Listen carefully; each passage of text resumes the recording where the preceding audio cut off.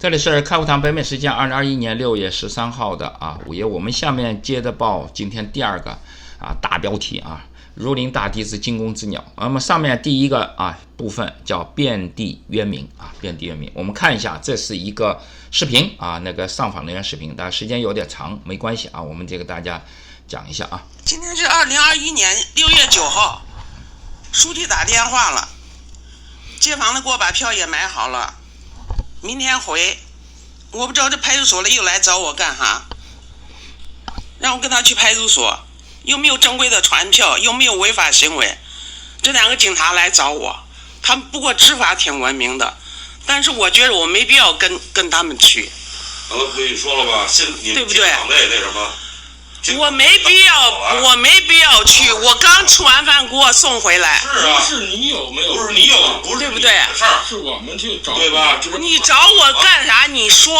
这不你上访吗？对不对？对吧？我上访我没有违法行为，对不对？你北京有这个部门敞开着，就是让我来反映问题的，对吧？我反映了，对不对？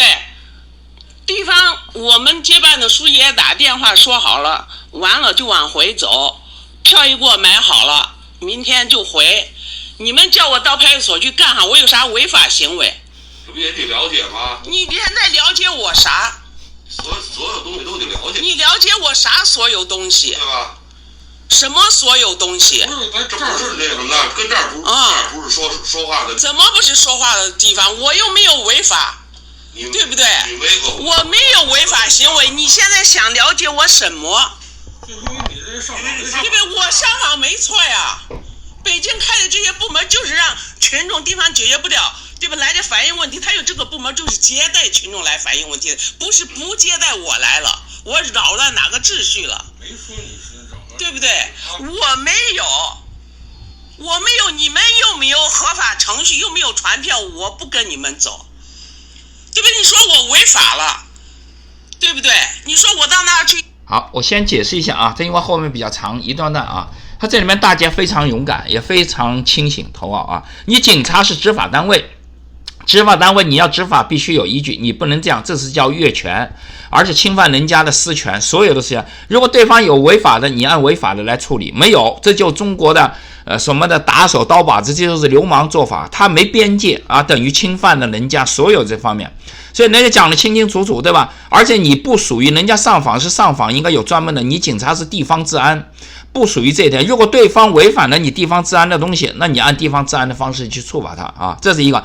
第二个，你没有权利把人家带到你派出所去，人家没有法律，你传唤，你要带派出所，你的传唤没有这套东西所以这些东西在中国就是流氓，大家记住这一点北京警察记住所以我们那时候跟警察干的时候也是这样，警察他妈的就这种耍流氓完全耍流氓的一大堆我们还有录像，我们没放现在没放，以后找的机会再说一大堆的我们我们不是来诉苦告诉大家，就讲到了这一个系统邪恶的东西，所以警察是狗，像这样的情况，等到一旦变天以后，这些警察都要追究责任的都要追究，所以他们每一个警察基本上都罪犯，坦率告诉大家就是因为他在执行这，就等于相当于希特勒的党卫队一样的党卫队一样，所以大家要记住这一点，在专制独裁社会里面，他的升到最末梢的就是警察，我不管你警察过去是当兵还是干嘛的，这些人全是罪犯，记住全是罪犯没有一个能够逃脱干系的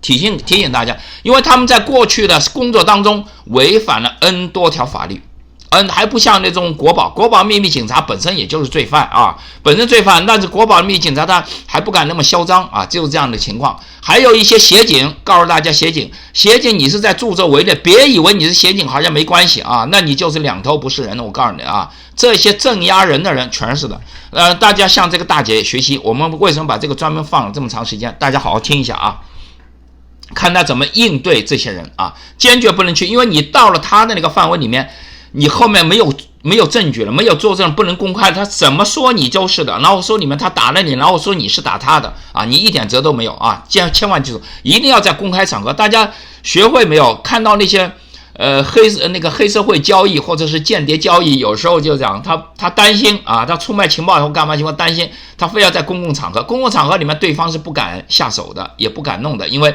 他暴露了自己。尤其像这种黑暗的东西一定要让他在公共场合里面，千万记住，这是你们自我保护的一个非常重要的一个手段啊，大家记着啊，听着。扰乱秩序了，我可以跟你们走，我正常反映问题嘛。对不对？你说你们一来，对不对？就叫我跟你们走。再一个，你们警察也不能参与这个解访。我没解访，对不对？解访你了吗？对不对？那你叫我跟你去派出所干什么？询问一下。对，你询问，你现在可以询问我呀。不是在这儿，这不是在这儿，对不对？我没有违法行为。有没有违法？我没有违法行为。完了吗？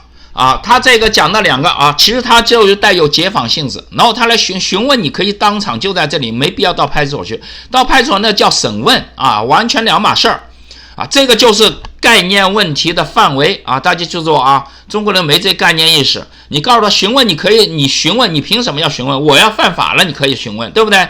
你说你检查可以，你比方检查身份证干嘛？有没有东西？那是你的。你如果说我是违法，你去调查去。对吧？你的警察的职责是背后调查去。你问我，我说我没犯法，你又不相信，我说我犯法了，你也不相信你就只能逮我了。你拿什么证据做这个东西对不对？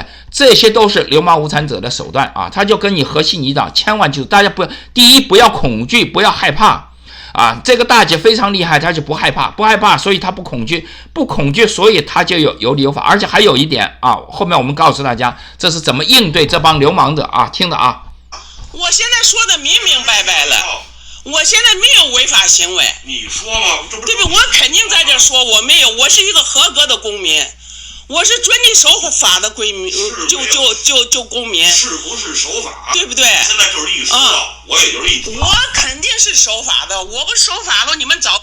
你看到没有？这帮警察是不是一说一听，那你去调查呗。你不要跟他说解释，那你去调查，如果我犯法，你拿那个逮捕令来，拿那个传唤令来如果没犯法，你跟我下着，你凭你自己臆想就是你想怎样就怎样。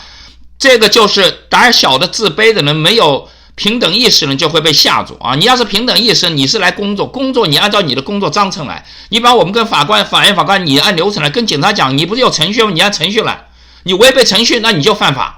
记住千万记住，按这个方式走都把我逮走了，对不对？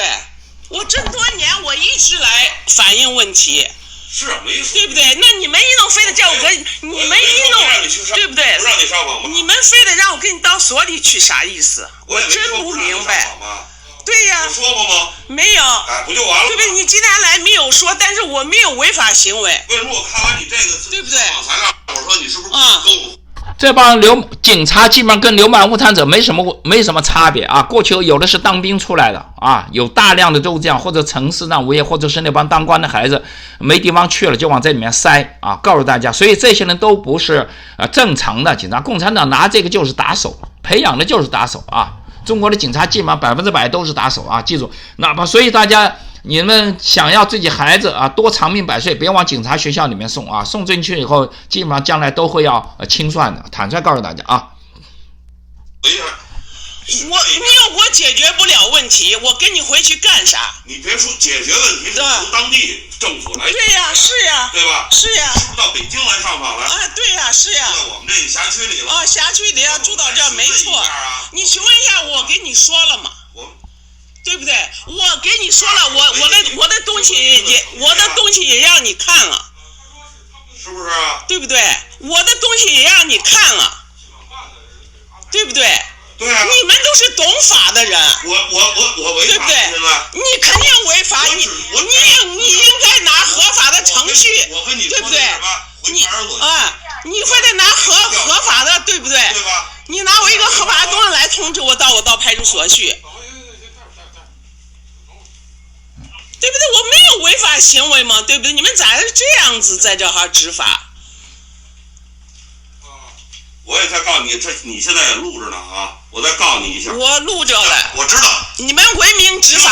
我告诉你你录可以但是如果你要上传到社会，你必须得全程，而且不能故意歪曲这些东西，造成影响，法律责任你是要负责任的。这这你听明白了吗？警官，你放心，这你听明白？你放心，我这人是说真话的人。我不。你看啊，这帮警察现在是因为北京啊比较开明好一点，所以他们不敢胡来啊，这是一点这也说明这帮小警察，如果他后台硬的话，他就跟你胡来了啊，记住这点，因为胡来完了以后，后面也追不了他的责任。你比方说这帮警察是上面下来那个干活的啊，你比方像习近平，打个比方啊，习近平来实习的，他就可能敢胡来啊，但那帮实习人他也不会，他也知道他不参与这个，他因为他是飞鸽牌啊，待一待就走的，所以都是这帮小警察，所以你们这些小警察要记住一点啊，你没什么权利啊，你这悠着的，就像渡江侦察机讲，枪口抬高1寸啊，你就是一个例行公事过来完了以后往上推，要学会推啊，不然的话那些处长啊这些官员啊想做的恶事，你们是直接执行者，那么法律上是针对行为的啊，所以你们是直接犯法者。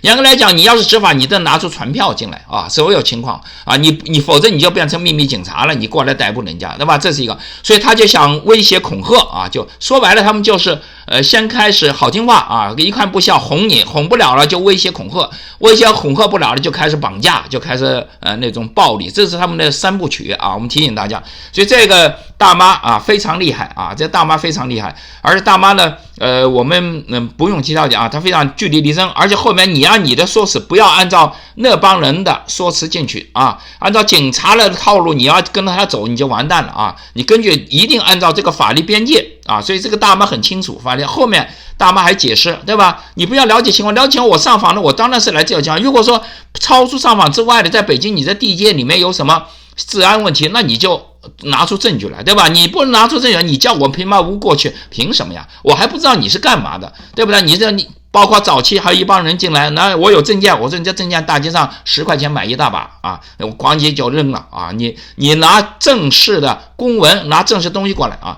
所以这些人大家千万记住，按这个方式来进行啊，听着。我不会说是去陷害哪个人，我就告知你，对不对？我告知你，你不用告知我这么多年法我懂，我是中国合法公民。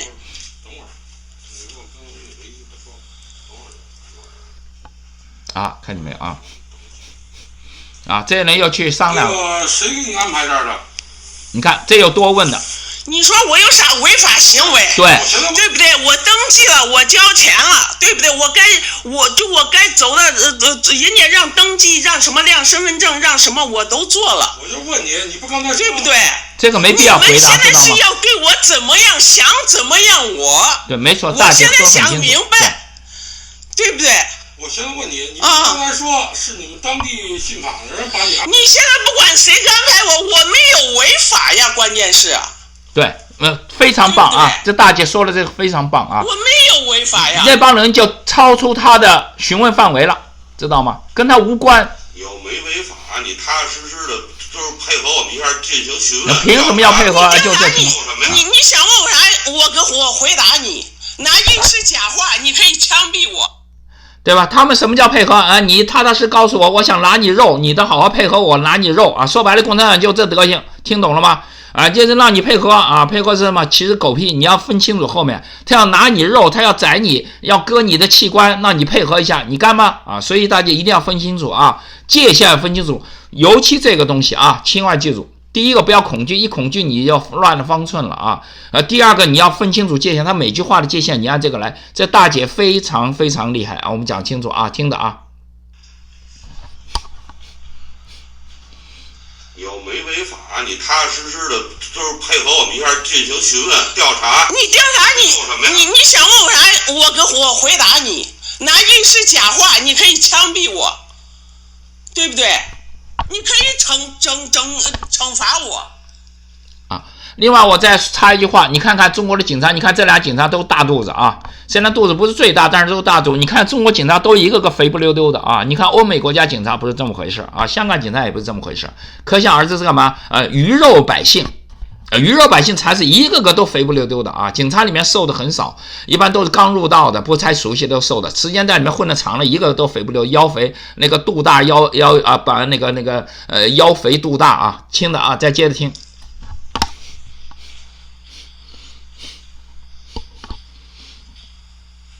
对不对？我丈夫是西安市电信局工程师，因为不配合局长造假，对不对？被暴打迫害致死。我为了婆婆和孩子，我去摆地摊，我住了20年的房子给我扒了，对不对？房子盖好以后，人家局长500块钱一个平方买了，没有给我分，我临时房子，对吧？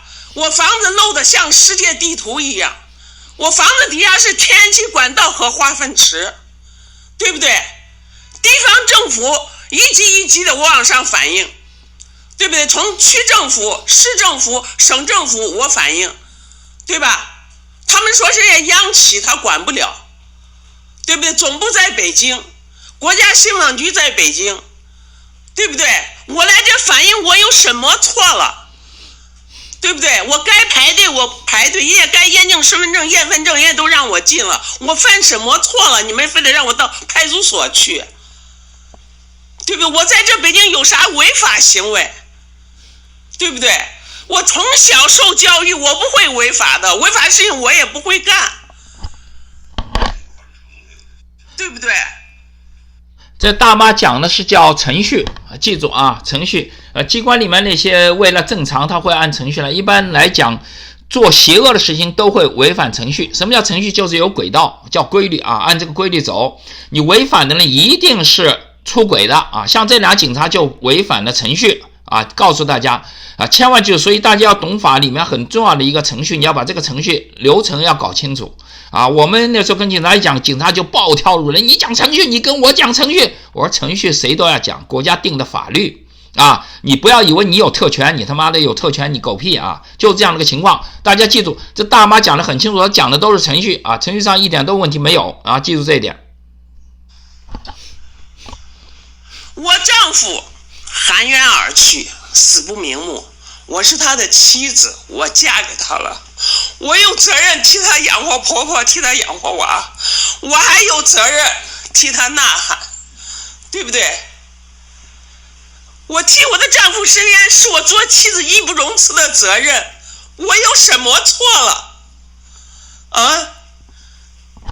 你们可以到我家去看看，对啊，这位大姐非常好，她把自己的边界守得牢牢的啊。我们这2天一直讲到边界定位，她把自己定位也定得牢牢的啊。我是一个访民啊，就是过来反映情况啊，这个定位定得牢牢，然后按程序走，然后把自己的边界守得好好的啊。千万记住这边，所以你把这几样做到了，百毒不侵，对方就没辙啊。我们好好听着啊。